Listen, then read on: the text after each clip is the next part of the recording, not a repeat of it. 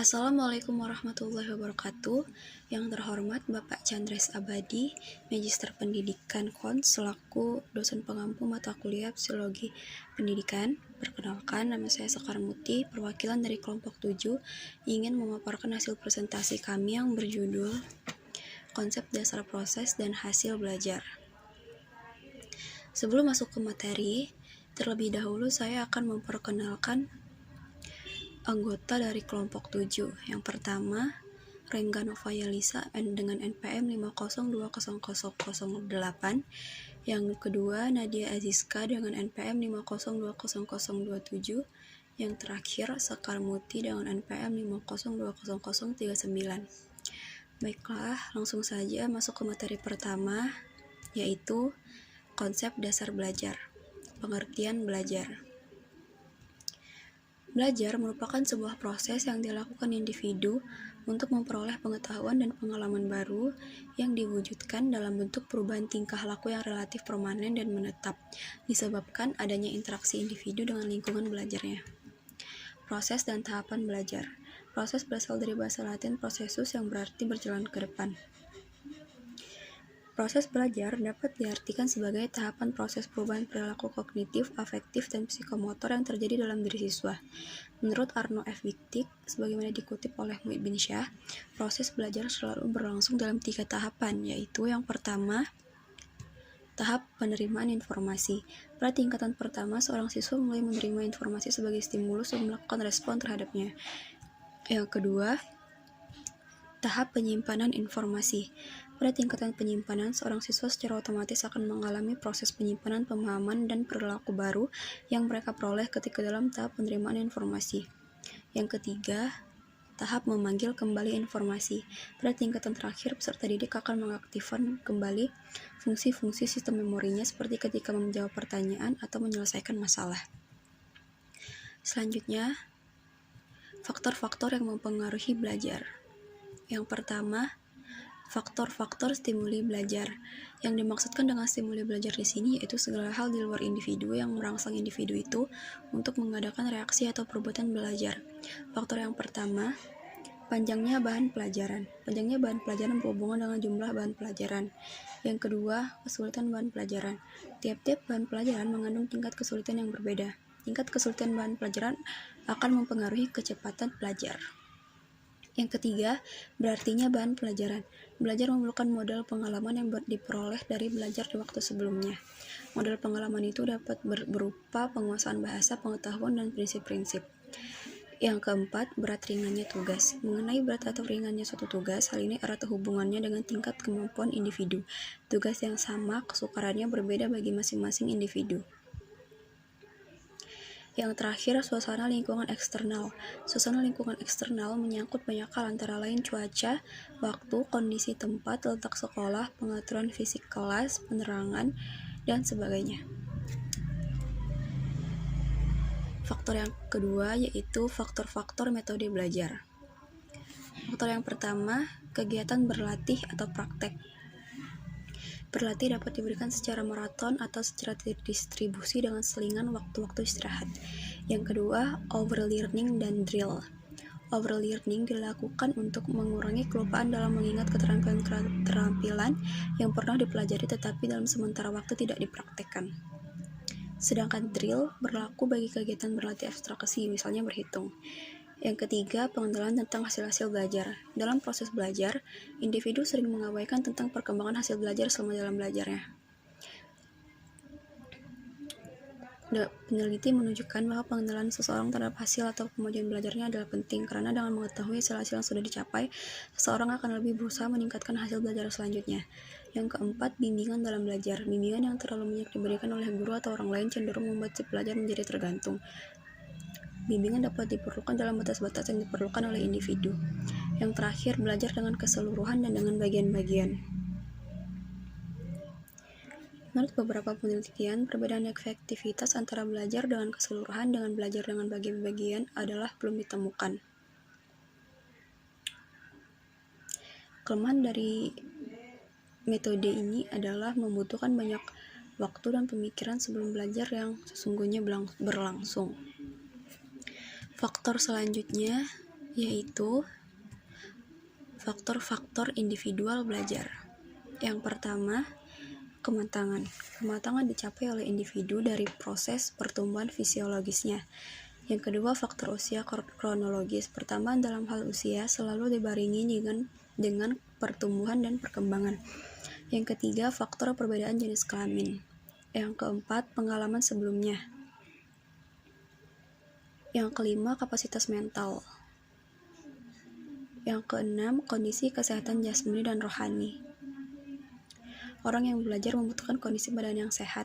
Orang yang badannya sakit akibat penyakit tertentu serta kelelahan tidak akan dapat belajar dengan efektif. Yang terakhir, motivasi. Motivasi yang berhubungan dengan kebutuhan, motif, dan tujuan sangat mempengaruhi kegiatan dan hasil belajar. Baiklah, untuk materi selanjutnya akan disampaikan oleh Rengga.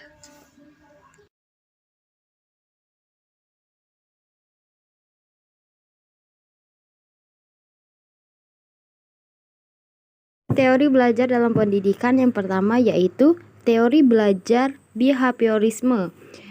Teori ini yang mempelajari perilaku manusia. Perspektif behavioral berfokus pada peran dari belajar dalam menjelaskan tingkah laku manusia dan terjadi melalui rangsangan berdasarkan stimulus yang menimbulkan hubungan perilaku reaktif atau respon. Dan yang kedua itu ada teori belajar kognitivisme. Teori kognitivisme memiliki pandangan bahwa belajar pembelajaran adalah suatu proses yang lebih menerbitkan pada proses membangun ingatan, retensi, pengolahan informasi, emosi, dan aspek-aspek yang bersifat intelektualis lainnya. Oleh karena itu, teori belajar kognitivisme lebih mementingkan proses belajar daripada hasil belajar itu sendiri. Dan yang ketiga itu teori belajar konstrupisme. Teori ini memandang bahwa pengetahuan itu ada dalam diri seseorang yang sedang mengetahui. Pengetahuan tidak dapat dipindahkan begitu saja dari otak guru kepada kepala siswa. Siswa sendiri yang harus mengertikan apa yang telah dipelajari atau diajarkan dengan menyesuaikan terhadap pengalaman-pengalaman. Dan yang keempat itu ada teori belajar humanisme. Teori humanisme dengan potensi yang dimiliki merupakan konsep belajar yang lebih melihat sisi perkembangan kepribadian manusia, berfokus pada potensi untuk mencari dan menemukan kemampuan dan mengembangkan kemampuan tersebut. Teori belajar humanistik sifatnya sangat mementingkan isi yang dipelajari daripada proses belajar itu. Baik, materi selanjutnya akan disampaikan oleh Saudari Nadia. Baik, saya akan melanjutkan materi yang D, hasil belajar. 1. Definisi hasil belajar. Hasil belajar adalah hasil yang telah dicapai oleh seseorang setelah melakukan kegiatan belajar yang meliputi aspek kognitif, afektif, dan fisikomotorik yang dapat dinyatakan dengan simbol-simbol, angka, huruf, maupun kalimat yang dapat mencerminkan kualitas kegiatan dalam proses tertentu. 2. Indikator hasil belajar. A. Aspek kognitif. 1. Pengetahuan cakupan dalam pengetahuan dan hafalan termasuk juga pengetahuan yang bersifat faktual. 2. Pemahaman yang memerlukan untuk menangkap makna atau arti dari sebuah konsep. 3. Penerapan yang dimaksud yaitu kesanggupan dalam menerapkan dan mengabstraksikan sebuah konsep. 4. Analisis adalah sebuah kesanggupan dalam memecahkan, mengurangi, atau integrasi atau kesatuan yang utuh. 5. Sintesis adalah lawan kata dari analisis.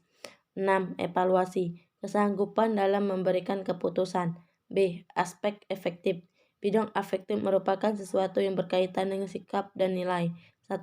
Penerimaan, semacam sifat kepekaan dalam menerima rangsangan atau simulasi dari luar yang datang pada peserta didik. 2. Parsitivasi, sebuah reaksi yang diberikan untuk seseorang terhadap gejala stimulus yang datang. 3. Organisasi, pengembangan nilai dalam sebuah sistem organisasi, termasuk dalam menentukan hubungan suatu sama lain. 4. Karakteristik nilai merupakan keterpaduan dari segala macam sistem nilai yang telah dimiliki seseorang. C. Aspek fisikomotorik. Hasil belajar bidang fisikomotor tampak dalam bentuk keterampilan, skill, dan kemampuan bertindak individu. Ada 6 tingkatan keterampilan, yaitu 1. Gerakan refleksi. 2. Keterampilan dalam gerakan-gerakan dasar. 3. Keterampilan perseksi, termasuk di dalamnya untuk membedakan visual, audio, motorik, dan lain sebagainya. 4. Kemampuan dalam bidang fisik. Contohnya seperti kekuatan keharmonisan dan ketetapan. 5.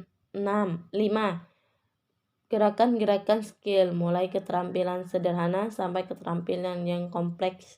6. Kemampuan yang berkaitan dan non-diskursiv komunikasi, seperti gerakan ekspresif dan interpretatif. Baik, mungkin itu saja yang dapat kami sampaikan. Semoga teman-teman yang menyaksikan dapat memahami apa itu belajar, faktor-faktor yang mempengaruhi belajar, teori-teori belajar dalam pendidikan, serta definisi hasil belajar. Apabila ada salah kata, kami minta maaf. Kepada Allah kami mohon ampun. Kami akhiri. Wassalamualaikum warahmatullahi wabarakatuh.